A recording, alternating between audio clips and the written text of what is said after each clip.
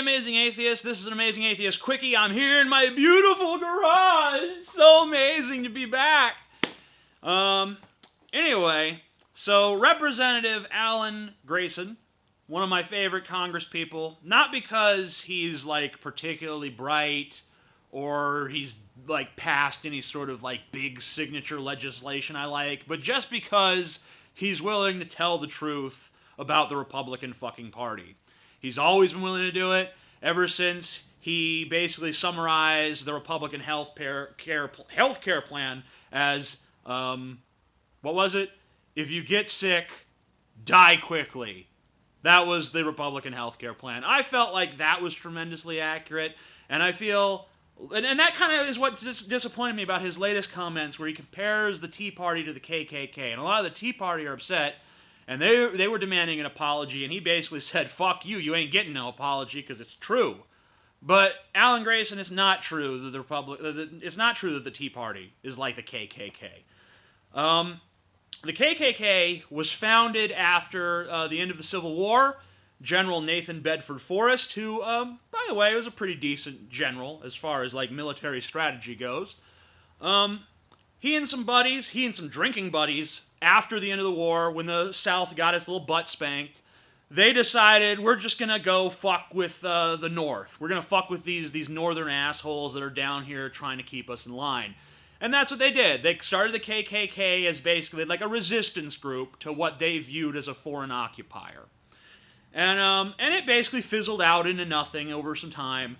And then there was a film called Birth of a Nation. I don't remember what year it came out, but it was pretty early on in the 20th century.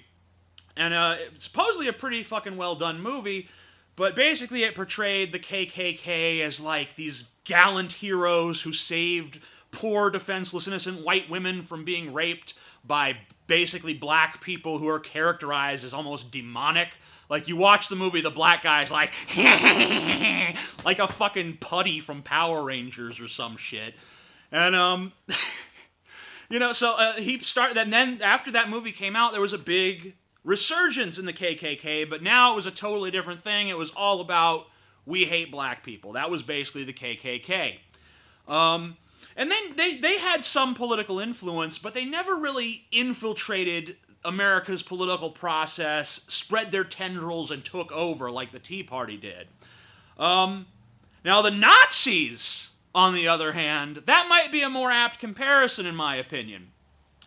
And I know that probably there's already someone who has typed in Godwin's Law with an exclamation point, which Godwin's Law is basically the idea that if you compare your opponent to the Nazis, you lose automatically.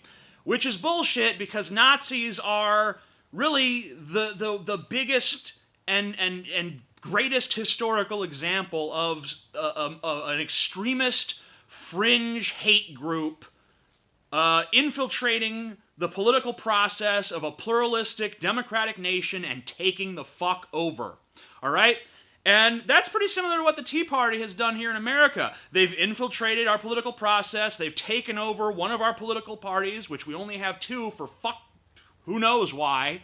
They took over the Republican Party, and now they even though they only represent like 20% of the population, I think they said that 21% of the population supports the Tea Party. That's not even, they're in the Tea Party. That's just the percentage that supports the Tea Party. 20% of the population is now able to exert tremendous political influence over the rest of us. And that's the same thing that happened with the Nazis. They were a small fringe hate group, and they fucking infiltrated the political system, and they took the fuck over. So I think there's a lot more of a parallel to be made there, but that's not the only parallel. They rose during a time of economic instability because after Germany lost World War I, they had to sign the Treaty of Versailles, which basically said they had to give all these money and reparations to these other countries. And since they didn't have the money, they just printed it willy-nilly. They gave, so here's some worthless money for your trouble. And basically they devalued their own currency, which sent their own economy into a tailspin. And, for some reason, the German people got it into their heads, at least some of them did, that Germany never should have lost the war, and the only reason they surrendered was because there were evil Jews behind the scenes controlling everything, and they wanted Germany to lose, and they forced Germany to surrender somehow. And so this, the Nazi Party basically capitalized on this hatred of Jews to seize power. And this hatred of Jews was a very irrational belief. So we have economic turmoil followed by highly irrational beliefs.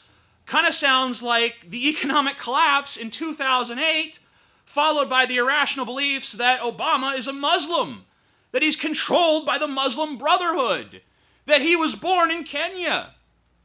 So, yeah, the Tea Party are fucking Nazis.